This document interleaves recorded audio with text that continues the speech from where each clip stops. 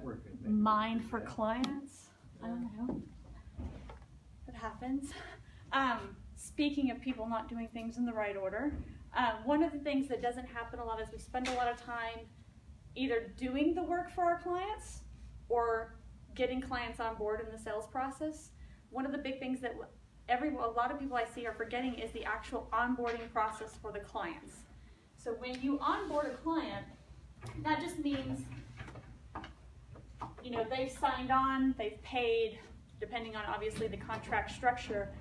But what is that process and what does it look like going and switching from just a sales prospect lead person you've just signed to actually being a client? All too often we're really good at the sales process side, or we're really good at actually doing the work. But getting them and making sure the client is on board can be the difference between bad clients. What did my brother call it yesterday? Scope creep, where things get out of hand and they keep on asking for stuff. And a big part of that is we are not doing something right. We're not onboarding them right. If you have a SaaS product and you're trying to, like the Kydio client, they have a 2-week demo trial period.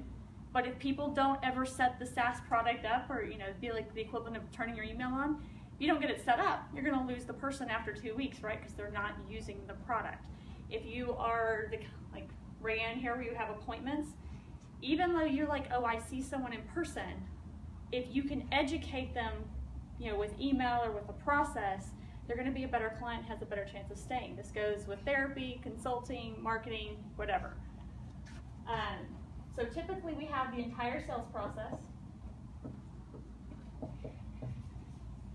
and we might have something over here of like deliverable, right? So what I'm looking at is what is the space in between here? Are you calling them on a regular basis? Emails? I guess it could be text messaging, LinkedIn, social. What is the process for getting them when you sign them on to when you finish them? Does anybody want to kind of tell me what their onboarding process is? And we'll start with an example.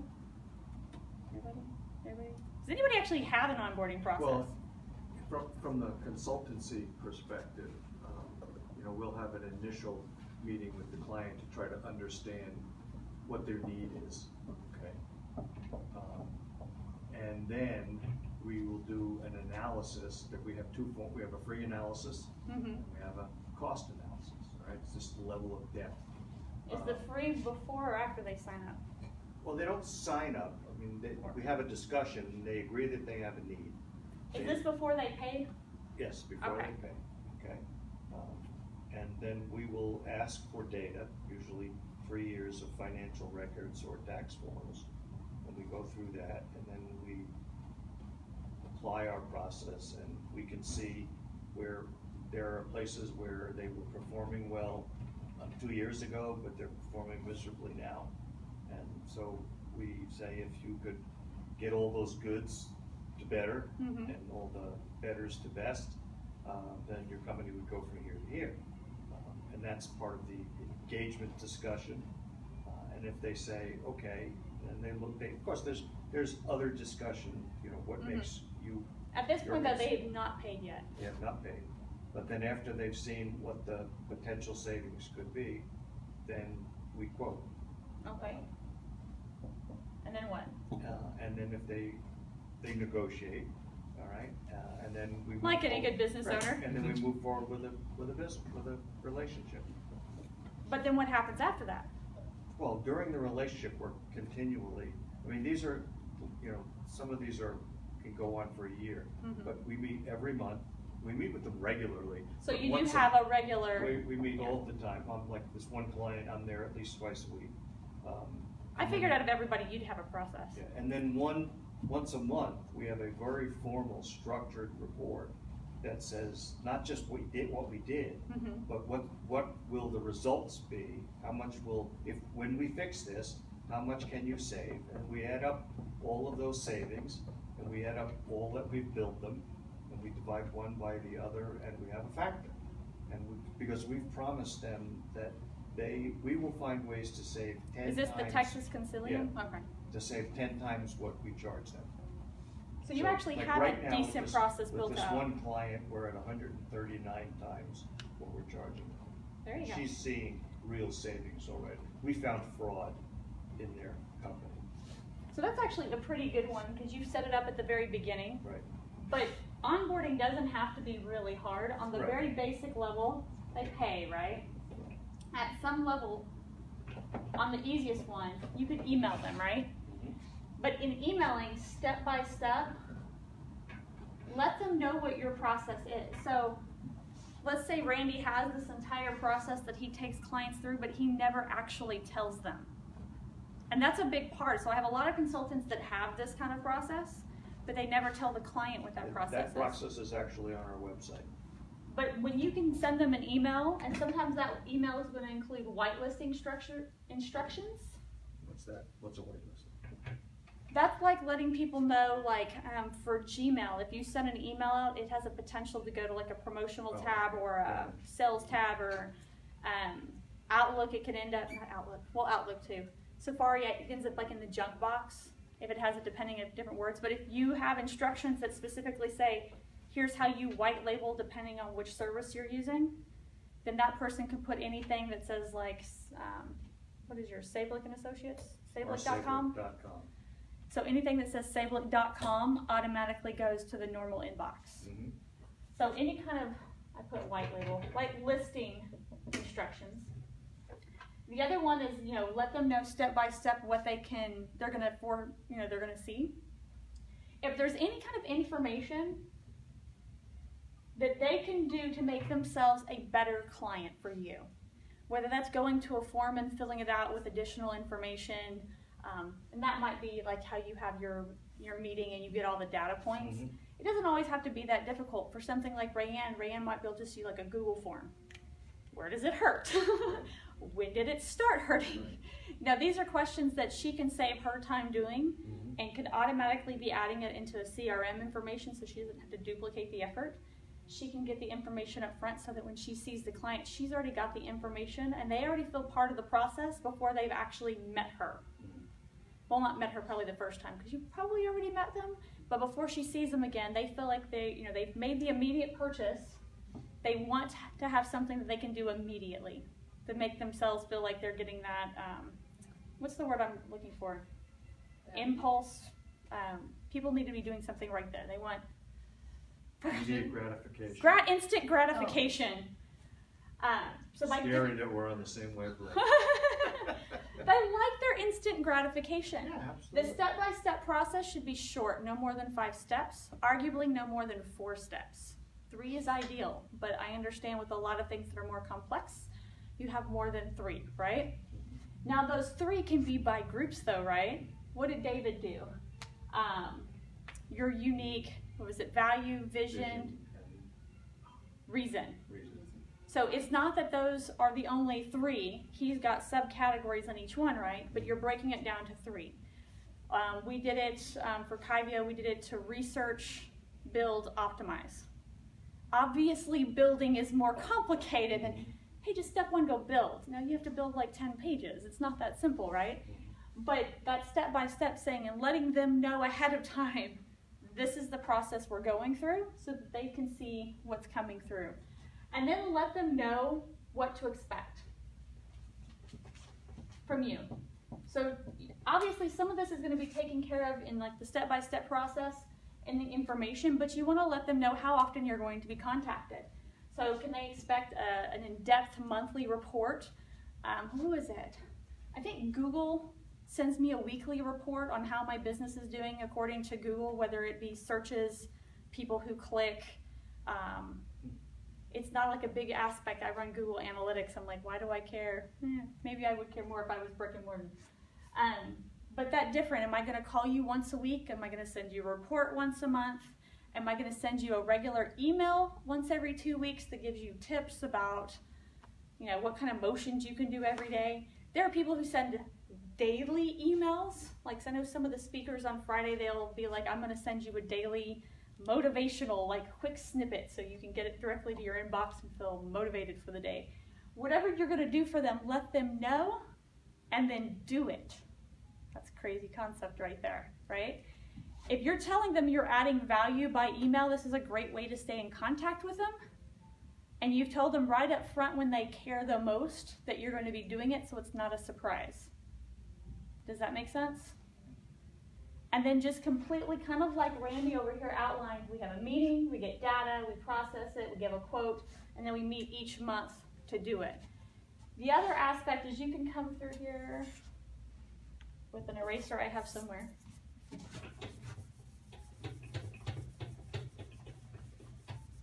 Once you have some kind of process, what information does your client need to know to be a good client?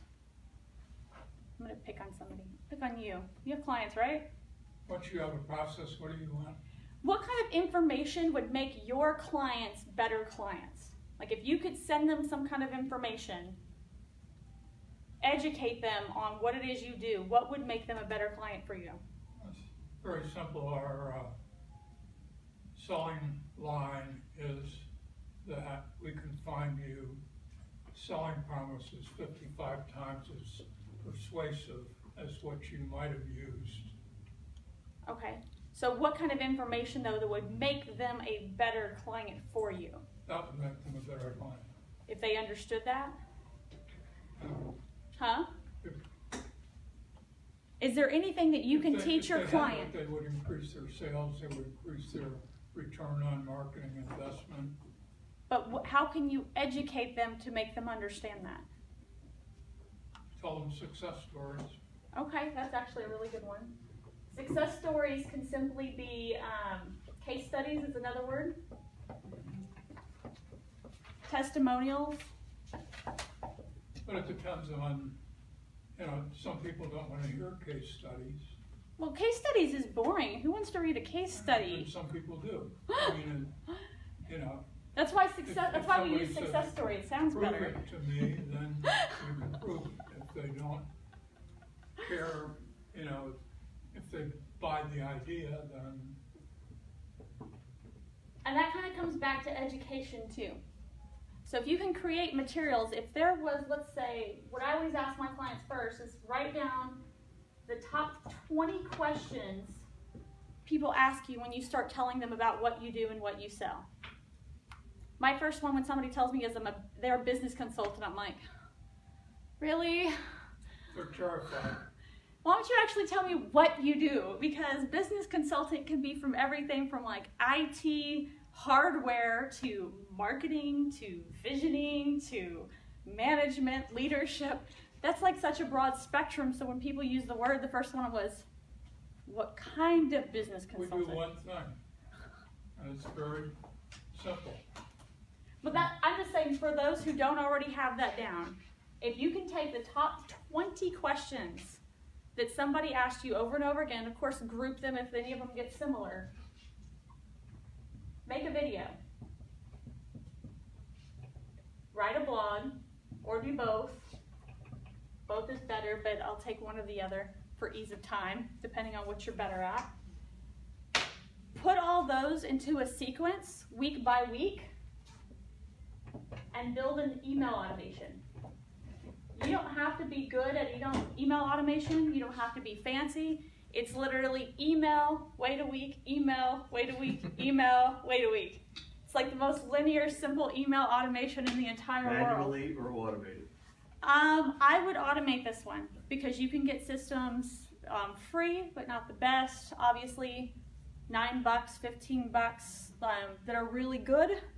And again, that's the simplest thing. You can say, I would just do it from the point that they actually put their information in or that you manually put it in. If you manually put it in, I would put one time tick that would say you're going to get this at like 10 a.m.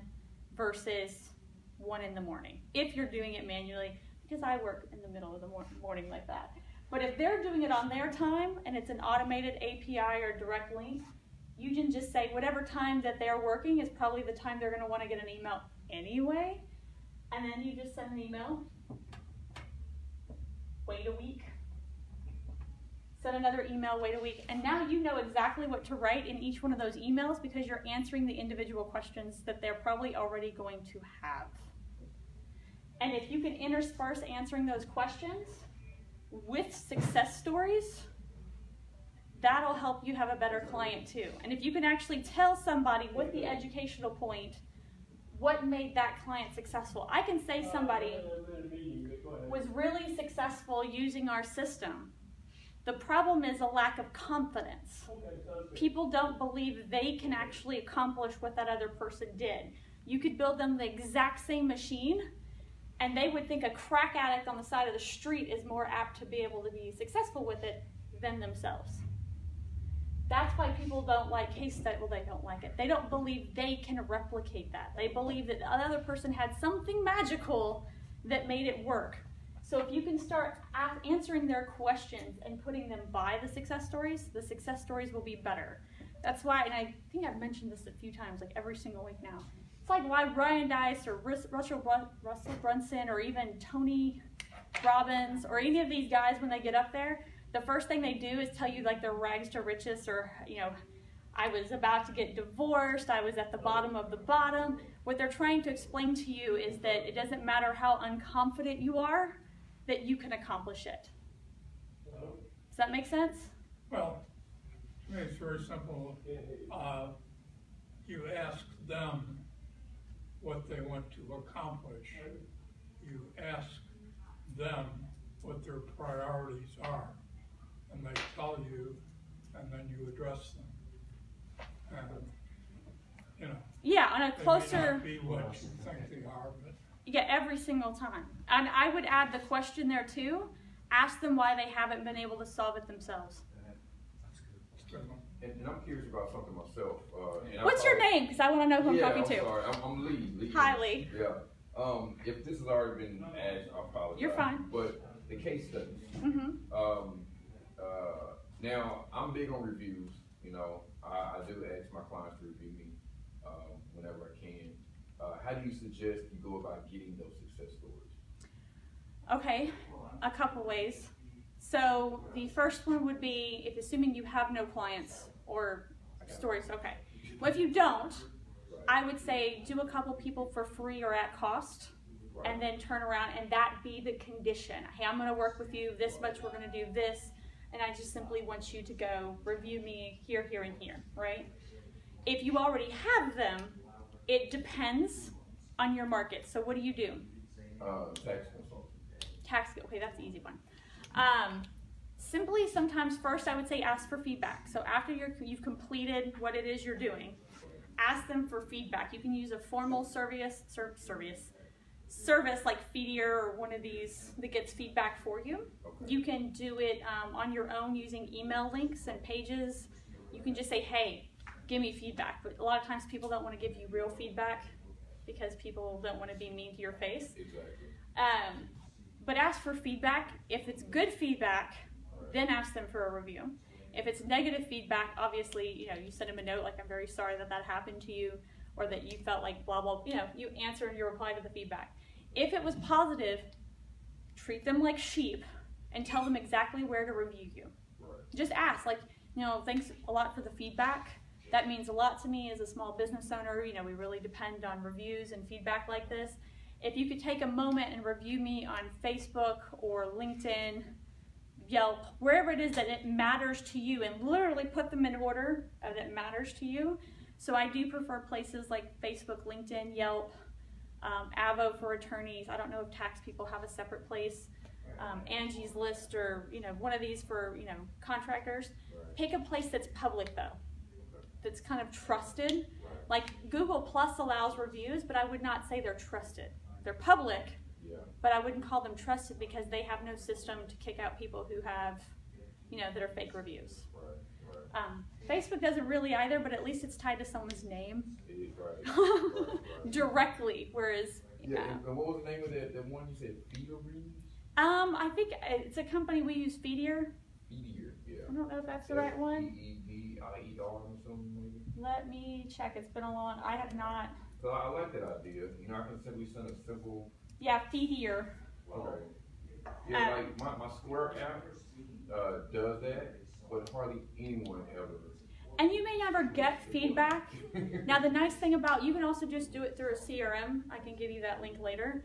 And you can just say, would you recommend us, yes or no? And it's just a click of a link. and it takes them to a page. That way they don't have to do as much work. The problem with getting feedback and surveys and that sort of thing is the only people who are going to give you a lot of information are people who have time for surveys.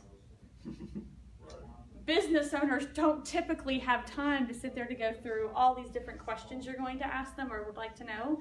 And in some case that might just be letting them know, like, I actually reported one company, but they were kind of clever on theirs. They were like, we'll give you a free pass if you give us a 5-star review on Yelp and show us the review. It's almost illegal. It is completely against their terms and conditions. He did not like being told and actually threatened me. I was like, okay, just letting you know, dude. Whatever. So a lot of it is just ask. I had one friend that we had when we did a summit. He was a lot more brazen with it. And he would just ask, like, I would like to have, I'm going to write this review on my website from you. Can you okay this? And is that all right with you? Can I use your picture and your name by it? But you know what? I mean, that's. But what they did, though, was they would turn around, copy paste it, edit it, and say, no, but you can use this one. Yeah. So now my problem, though, with that is it's not public. Well, see, but I think you can take something like that and make it public yourself. Well, you can put it on your own That's website, right, but the but problem it's is- not attributed. That's right, because it won't be that person posting it. So. Like, I try to be really honest, like, my original entry gateway into marketing was helping people to increase their reviews, and sometimes that was straight up getting paid to do a positive review for somebody, right? So the understanding of, I can sit there and I can read reviews all day and say, fake, fake, fake, real, real, fake, fake. If I'm seeing it on a website and I can't find it elsewhere, I'm calling fake. Yeah. And they're like, oh no, but it was a private email. Sure it was, buddy. It just happens to be glowing and it fits all the markers of a fake review. Next. So just asking. Now a case study is going to be more difficult because especially when it comes to numbers, when it comes to marketing, when it comes to someone's business, sometimes they don't want to give that information out. Like I've talked with other marketers who are actually very, very specific and they're like, no, my clients won't at all. They're like, no, you're my little secret and I'm not sharing. Yeah. Well then, that's what, and Randy's one of those where because of the nature of his clients, he can't do that. You can start doing case studies then that have nothing to do with the client. So you can say, we were working, so one of my clients is a specialized preschool daycare private. I can sit there and say, like, I happen to have different revenue numbers. This is where they started. This is where they ended. Here's what we did to get them there, and it was a percentage better. Or I may only use percentage. They were at, you know, here, and now we moved them up, you know, 150%, or, you know, whatever it might. Actually, that would be more than that. But now if I just use percentage, they might not be so touchy about it. Yeah. But usually they don't want their name on it because they don't want their competitors to know how we got them there. Right. Which I get. So you can talk about them vaguely and take their words off of it. And I don't want to hold you up, but I'm curious. Do you know of any streamlined process to get someone to a public review site? I mean, I've sent text messages with a link before, but is there like a more streamlined way? What do you mean streamline? Well, we're all here because we're trying to get people to do things easier, I'm assuming, right? Take away the friction.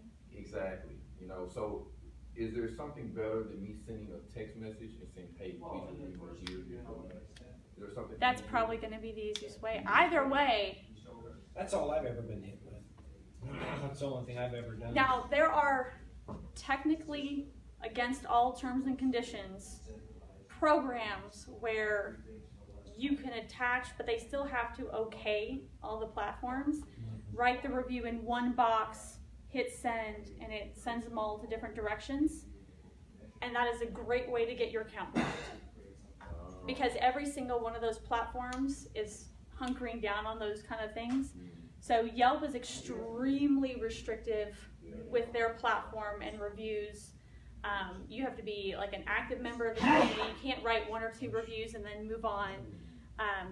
The algorithms check for certain words that have, you know, Harvard, MIT, they've done studies that say, here's what fake reviews, these are the words that are used in fake reviews versus not fake reviews. Google Plus is going to go that direction. They actually got in trouble for using Google reviews as their own reviews. I'm sorry, as Yelp reviews as their reviews. Facebook doesn't care.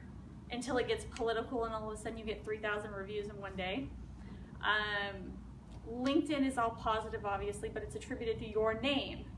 So if you get, start one company, and if you have reviews on that Facebook page and then you exit that company, the reviews on your LinkedIn stay with you.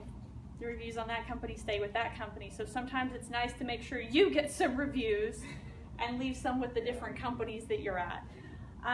There's no easy way. The only thing you can do is look at the process. All of the onboarding process still follows the entire process.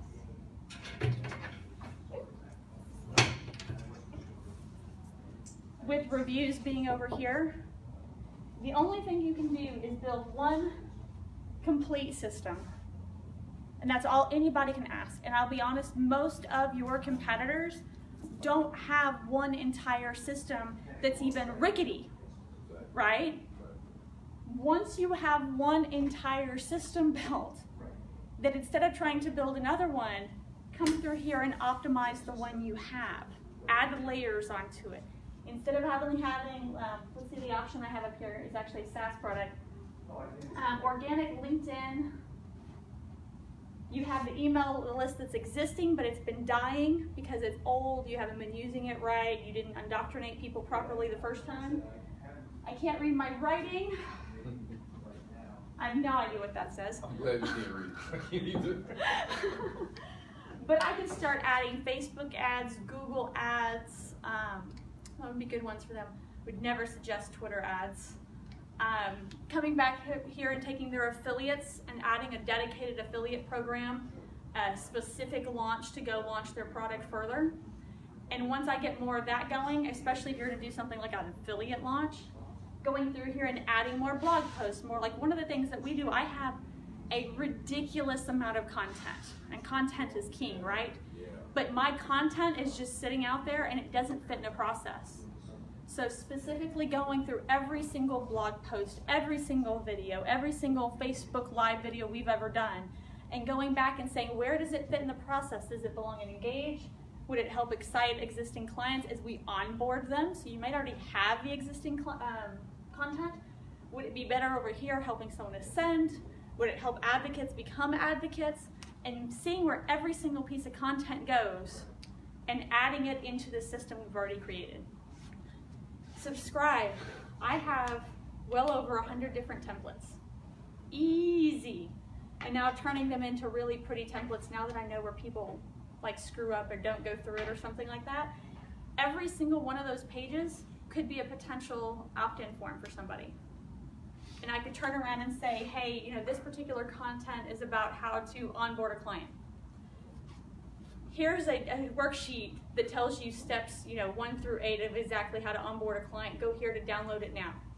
Now they're subscribed. I just need a basic email. It might just be changing one email, but the rest of the emails stay the same. You're just entering at a different spot, right? So now we're just, again, one system, just layer it and layer it and layer it, and make sure if you've got, like Randy's got a set process, make sure every piece you add on just goes into the system you already have. And so that's what we were talking about today, is onboarding them. Onboarding them early, educating them using emails.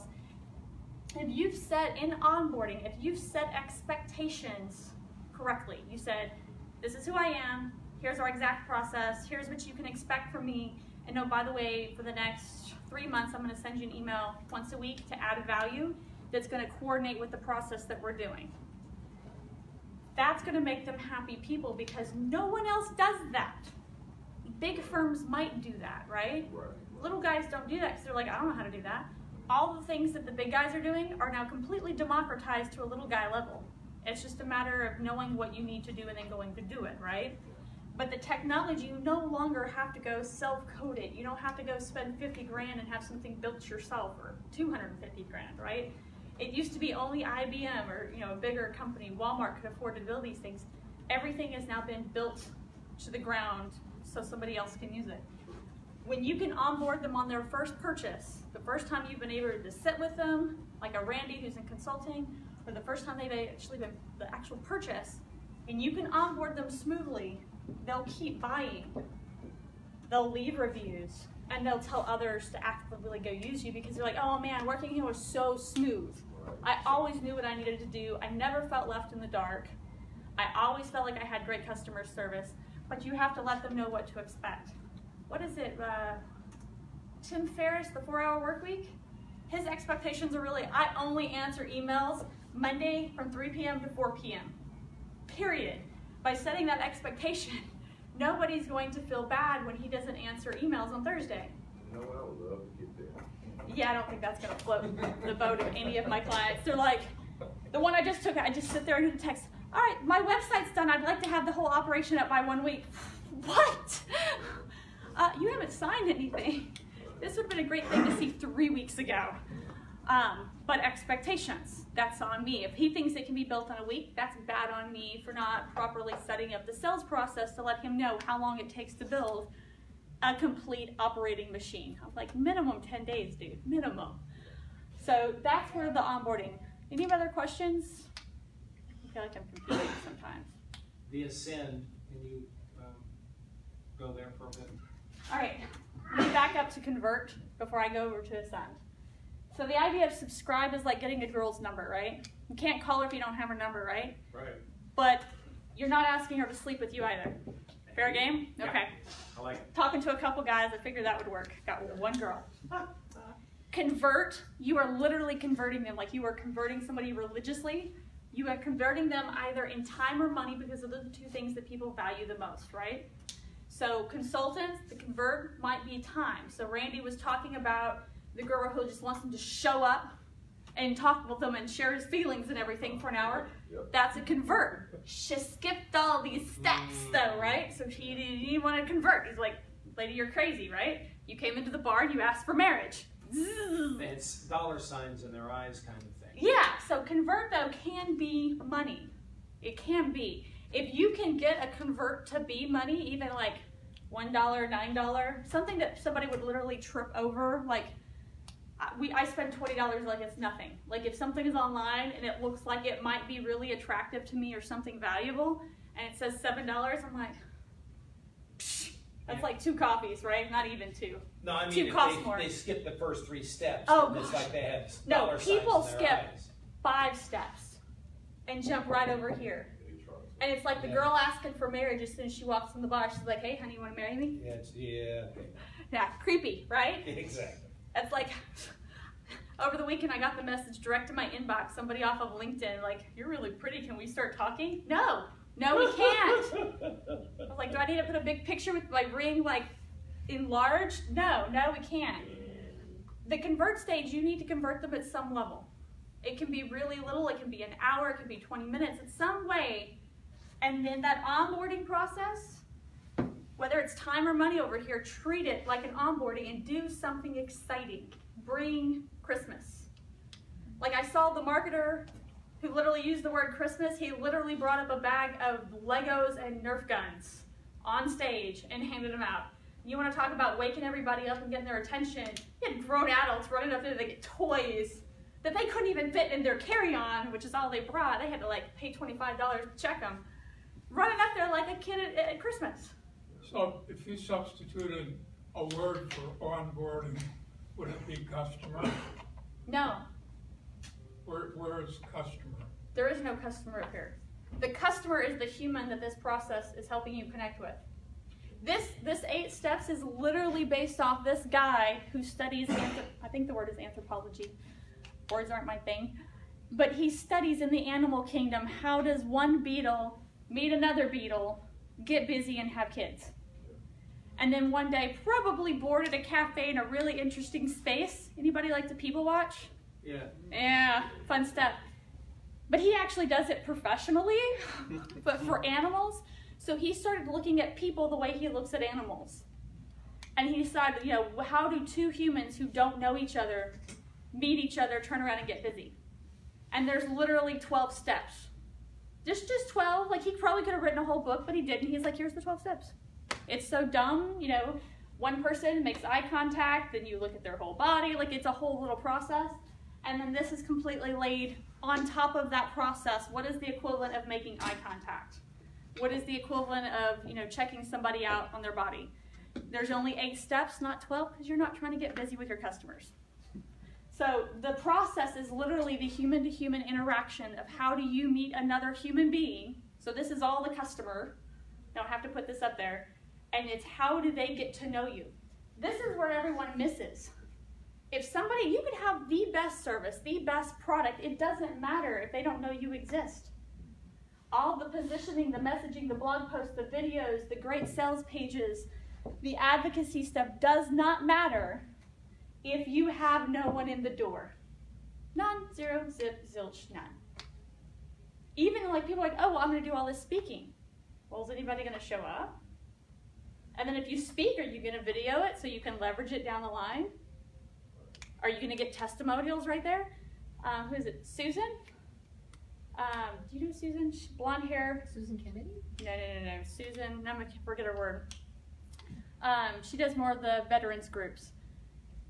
You know Susan. What's her last name? What does she look like? Blonde. Anyway, she has the Offbeat Business Show. Oh, Susan Hamilton. Hamilton. I'm sitting there getting interviewed for a podcast. I've got the video person in my face. I've got podcast equipment. I've got things attached to listen or whatever. And as soon as I step off, she's like, can I get a testimonial? Like, whoa. All of a sudden, there's a camera in my face and I'm giving a testimonial. So, kind of going back to that question, instant testimonial. She's getting engagement material. She's getting stuff that she can use over here to ascend people. And then she's turning around and whipping up that testimonial because, hey, there's a camera here. There's an event. I could turn around and make a center to get someone's opinion as soon as everyone leaves. I find that invasive, but it does work. It does work. So kind of go back over here to convert. If you onboard them, it's not the customer. It's just making the customer excited to be there. It's educating them. It's giving them Christmas. It's giving that an instant gratification. I have clients who their sales process alone can be 5 years. The build-out process, because they're a construction company, could be another 5 years. Especially when you add bonds and every municipal bonds and all the stuff it takes in to build a hospital or something of that nature. So the word would be prospect, not customer. They are a prospect up to this point.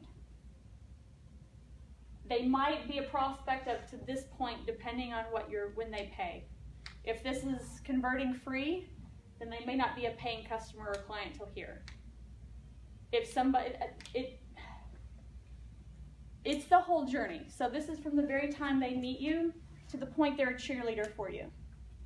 And if you don't architect it all the way that far, it won't happen. You can't ask for referrals up here when you haven't architected the process. If you don't excite them, they'll never be a cheerleader. Ever, ever, ever, ever. You have to do something amazing to make somebody actively go out and cheer for you. Does that make sense? It's like the restaurant process where you find a restaurant you really like. The first thing you do is you turn to somebody and say, I had the world's greatest burger for lunch yesterday. People deliberately want to tell about the restaurant. So it goes right through this process where you become aware of it, and you start to engage in the product, you subscribe because you really want to do it, you convert, you spend the money on it, and then you just walk right through it where you promote it. And this could be layered upon layered. I just heard on the radio yesterday that, like, in 2004, Pizza Hut was the largest purchaser and consumer of kale. Why? Because they trimmed all their salad bars with kale. Oh.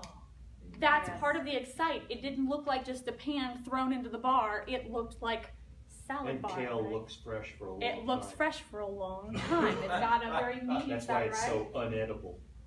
If you're not providing this and you look like everyone else, you're now competing as a commodity. I'd rather eat this bottle. Whereas if you can educate them and you can provide them more value than absolutely other person in the room, Right. you're no longer a commodity. And getting the purchase is easy. Ascending them, so ascension is about all the different ways that you can make money. 3 ways to make money: more customers who spend more at the time of purchase, think McDonald's, you want fries with that, and who come back and buy again like Starbucks with their reward system. Only 3 ways to increase your money. 2 of those are in ascension. Those are the cheaper ways to make more money. This is the expensive way. More customers. If it's okay, I'd like to go back to the email thing. Something I've given a lot of thought to and I've never implemented. the every other week thing, is that like an industry standard? That seems like a lot. That is nothing, man. No, So I mean, here's the thing. I've got a bunch of junk too. If that you're I'm like, having you a know, human conversation, okay? Yeah. Assuming you had walked in like everyone else, I would have walked up to you and said, "Hey, my name is Jenna. What's your name?" And you would have said Lee. that just one word, right? Right. Oh, it's nice to meet you, Lee. How are you? Doing well. Short, right? Okay. Yeah. Now imagine I just disappeared from the conversation for 20 minutes and then kind of came back and said, "Oh, I'm really glad you came here, Lee." That's odd. Okay. When people are reaching out to you to communicate, daily can be okay.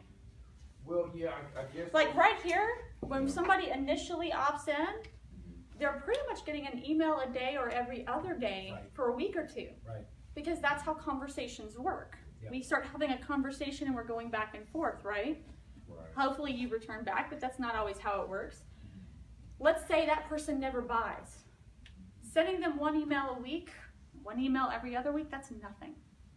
And it really kind of comes back. So if I'm trying to indoctrinate clients like that 5-year process, I'm not going to send more than one a month. I have to send a lot of emails over the course of 5 years. I don't want to annoy that person. I don't want them to opt out. Right. But I also don't want them to forget about me. True. So for that particular industry, once a month.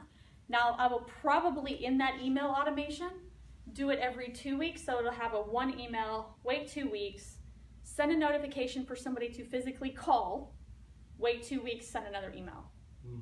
That way, like an actual salesperson or a follow-up or a relationship manager, they're physically calling and they're getting a notification to call. If you're in internet marketing and that person's looking to get a logo, if they don't, they're making a decision probably that day, if not that week, Right. right? At least that week, but they're not going to wait 6 months for a logo. They want it now.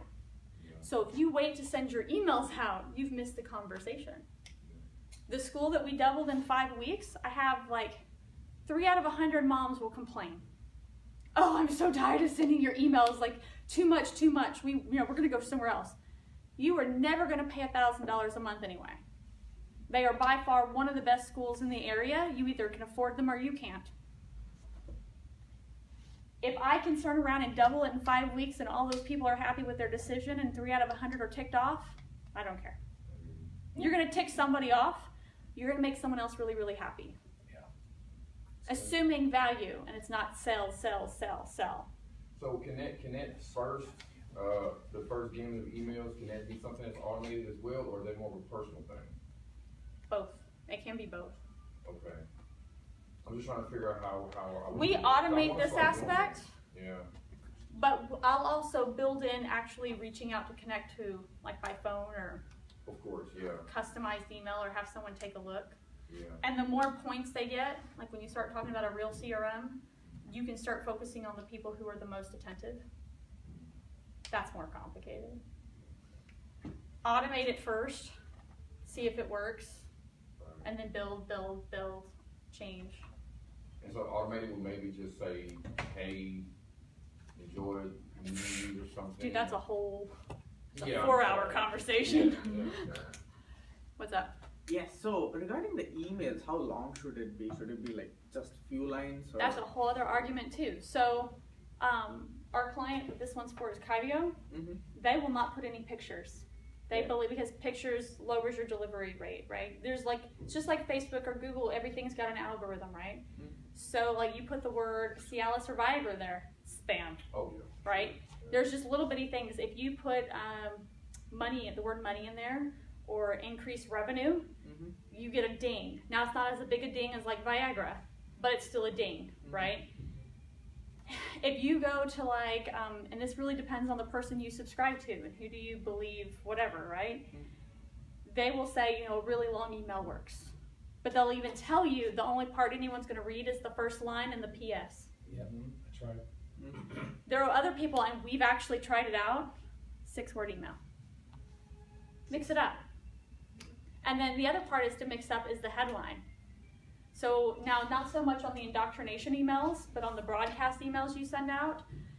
Granted, they had a list of about 1 million people to send it out to, but sending out and taking only the group of 10%, so what is that, 100,000 people?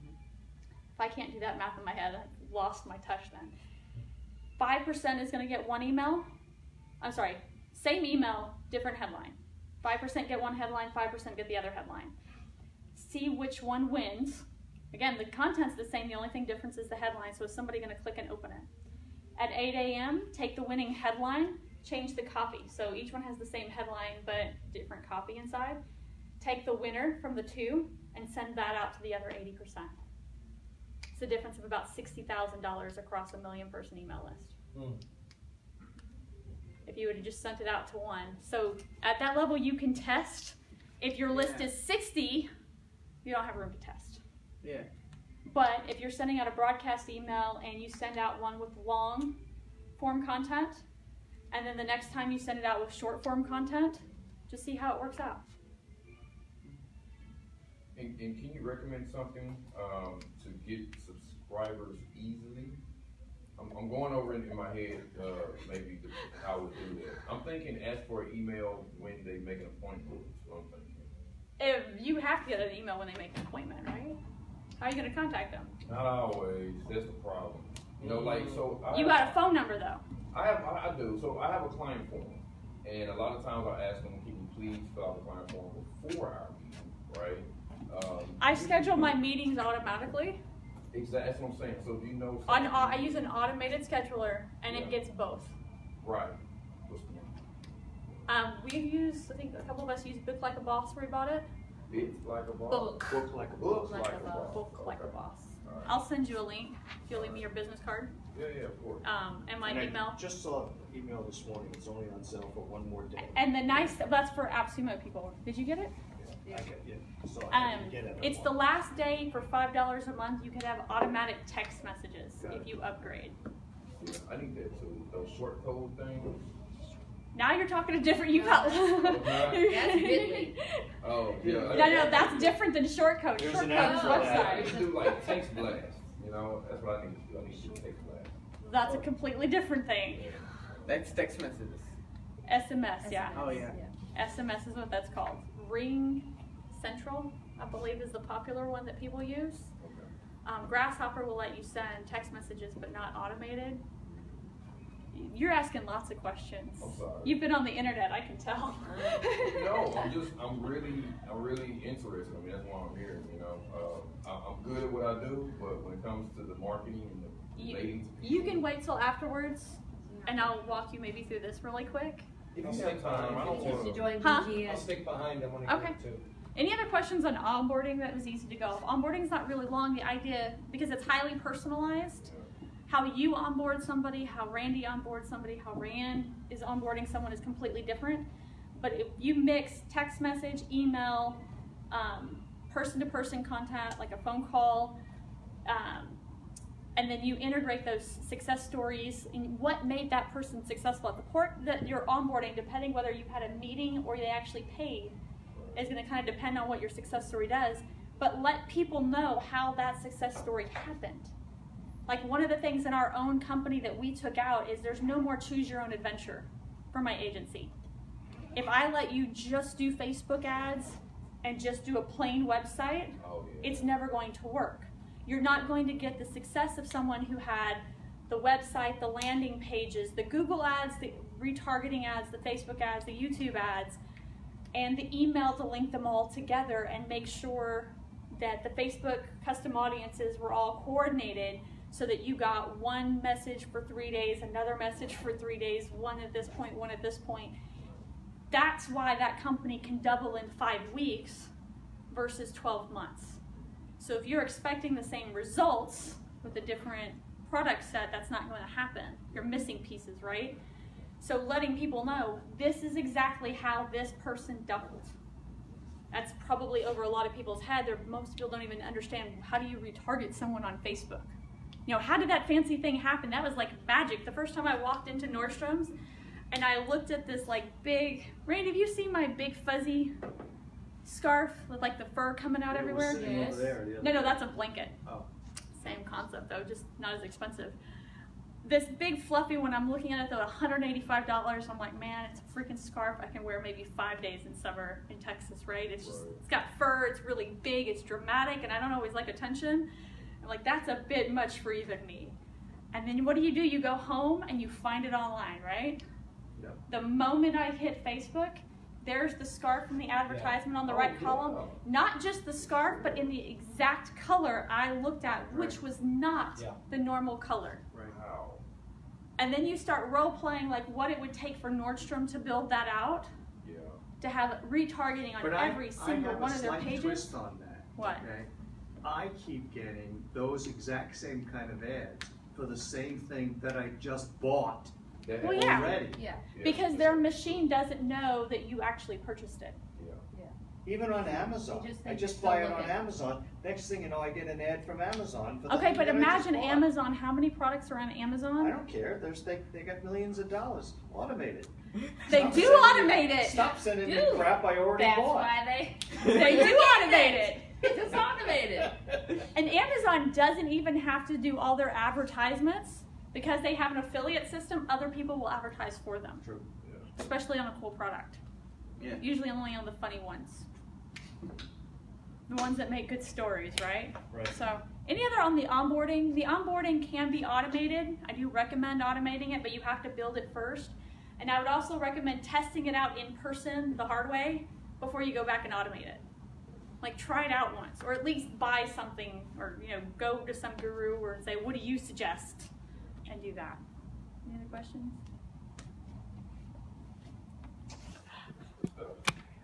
I try.